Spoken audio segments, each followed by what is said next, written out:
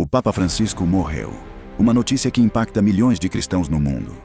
Enquanto o Vaticano se prepara para um novo conclave, uma pergunta crucial precisa ser respondida. O que a Bíblia realmente diz sobre o papado? Será que essa instituição, que domina a Igreja Católica há séculos, tem alguma base nas Escrituras? Ou será que tudo não passa de uma tradição humana? A verdade vai surpreender você. Fique até o final, porque hoje vamos desvendar os segredos mais polêmicos do Vaticano. Você está no canal Minutos com Bíblia, onde sempre abordamos temas sobre a fé cristã, estudos da Palavra de Deus, devocionais e muito mais. Siga nosso canal para não perder nenhum vídeo. Deixe seu like e compartilhe este vídeo com mais pessoas. A Igreja Católica afirma que o Papa é o sucessor direto de São Pedro, mas a Bíblia e a história nos dizem algo diferente. Nos primeiros séculos, não existia um bispo universal em Roma. Na verdade, os líderes cristãos eram chamados de presbíteros, ou bispos, e governavam igrejas locais de forma independente. A ideia de que Pedro foi o primeiro Papa é uma lenda criada séculos depois. Curiosamente, o próprio apóstolo Paulo confrontou Pedro publicamente em Gálatas 2:11-14, algo impensável se ele fosse um monarca infalível, como os papas modernos. O primeiro registro de um bispo de Roma, reivindicando autoridade sobre outras igrejas, é uma carta do século II, e foi imediatamente rejeitada pelas igrejas orientais. Até o século IV, Roma nem era a sede mais importante do cristianismo. Jerusalém, Antioquia e Alexandria tinham igual autoridade. Foi só no século V que o bispo de Roma, Leão I, fez um movimento ousado. Após a queda do Império Romano, ele viu uma oportunidade e declarou-se herdeiro único de Pedro, usando uma interpretação forçada de Mateus 16:18. Tu és Pedro. Mas aqui está o fato chocante. Nenhum documento dos primeiros 300 anos do cristianismo apoia essa reivindicação. Leão I aproveitou o vácuo de poder político para transformar o bispado romano em uma monarquia eclesiástica. Nascia ali o papado como o conhecemos. E isso obviamente trouxe muitos problemas na igreja cristã.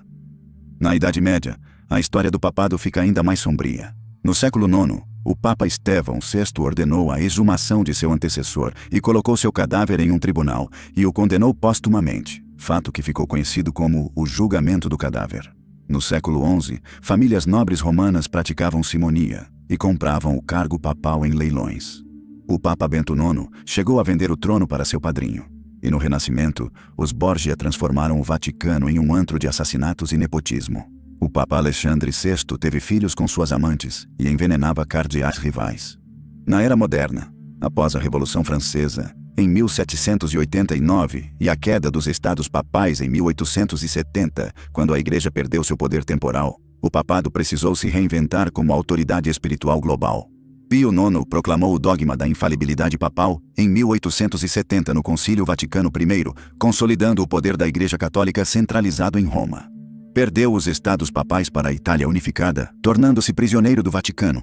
Leão XIII fez a primeira encíclica social, criticando o capitalismo desenfreado e o socialismo, defendendo direitos trabalhistas. Pio XII manteve um silêncio controverso durante o Holocausto, mas depois posicionou a Igreja contra o comunismo. Centralizou o Vaticano, criando uma diplomacia papal ativa. João XXIII, no Concílio Vaticano II, abriu diálogo com o mundo moderno. Promoveu o ecumenismo e a liturgia em línguas vernáculas. João Paulo II, o Papa Global, foi o primeiro Papa não italiano, em 455 anos. Enfrentou o comunismo, apoio à solidariedade na Polônia, e era um homem de carisma midiático, fazendo viagens internacionais e aproximação com jovens. Embora tenha sido bastante moderno, preservou um conservadorismo doutrinal, manteve proibições ao sacerdócio feminino e ao celibato. Bento XVI foi o primeiro a renunciar desde 1415, citando forças diminuídas. Combateu a secularização e os abusos sexuais.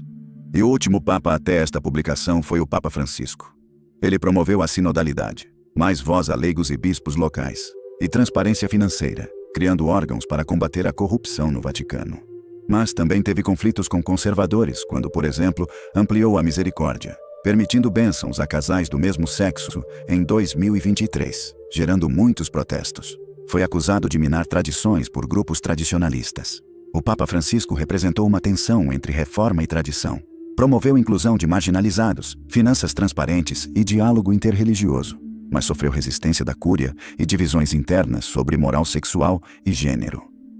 Embora a Igreja tenha séculos de tradição do papado, como cristãos devemos nos perguntar se esse ministério era bíblico, ou apenas surgiu dos interesses dos homens e se tornou uma tradição extra-bíblica.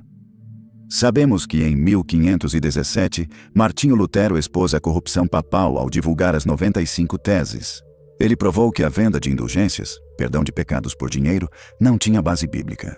E qual foi a resposta do Vaticano? Excomungou Lutero e criou a Inquisição. Mas a reforma revelou ao mundo a verdade. O papado era uma instituição política, não divina. Até mesmo a infalibilidade papal, dogma criado em 1870, foi uma reação desesperada para manter poder após a perda dos estados papais. A Bíblia, em nenhum momento, apresenta a figura de um papa ou de uma autoridade eclesiástica centralizada em Roma. Pelo contrário, o Novo Testamento revela um modelo de igreja completamente diferente, descentralizado, com liderança local e sem qualquer hierarquia que se assemelhe ao papado como conhecemos hoje. O principal argumento católico repousa sobre uma interpretação específica de Mateus 16:18, onde Jesus diz a Pedro: "Tu és Pedro, e sobre esta pedra edificarei a minha igreja." No entanto, uma análise cuidadosa do texto original grego revela uma distinção crucial. Enquanto Pedro é chamado de Petros, uma pedra pequena, Jesus se refere a Petra, rocha maciça, como fundamento da igreja. Os pais da igreja primitiva, como Agostinho e João Crisóstomo, entendiam que esta rocha representava não Pedro pessoalmente, mas sim a confissão de fé que ele acabara de fazer. Tu és o Cristo, o Filho do Deus vivo. Além disso, o próprio Pedro nunca agiu como um monarca eclesiástico. No Concílio de Jerusalém, Atos 15, as decisões importantes foram tomadas coletivamente, não por decreto unilateral de Pedro. Paulo, em Gálatas 2:11-14, chegou a confrontar Pedro publicamente por sua hipocrisia, um ato que seria inconcebível se Pedro realmente detivesse a autoridade papal como alegado. O próprio Pedro se descreve como co-presbítero. 1 Pedro 5:1, colocando-se no mesmo nível dos outros líderes, não acima deles. A estrutura eclesiástica do Novo Testamento mostra igrejas locais autônomas, lideradas por presbíteros, também chamados de bispos, que governavam coletivamente. Em nenhuma das cartas paulinas encontramos qualquer menção a uma autoridade central em Roma. Quando Paulo escreve à igreja em Roma, Romanos 1, notavelmente não saúda nenhum papa ou líder supremo, mas trata a comunidade como irmãos em pé de igualdade.